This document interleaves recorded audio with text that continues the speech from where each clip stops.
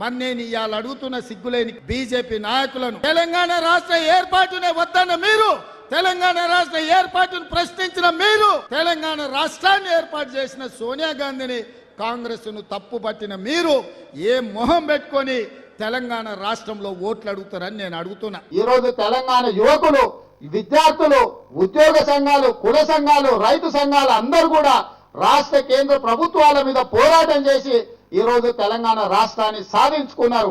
అది విద్యార్థుల గొప్పతనం, ప్రాణాలు బలిచ్చిన కుటుంబాల గొప్పతనం. వీర వనితలు అంటే బలిచ్చిన విద్యార్థులు ఎవరైతే ఉన్నారో వాళ్ళ తల్లులు వీర వనితలు అవుతారు తప్ప బలి తీసుకున్న సోనియా గాంధీ గారు కాదన్న సంగతి కాంగ్రెస్ పార్టీ కళ్ళు తెరవాల్సిన అవసరం ఉన్నది.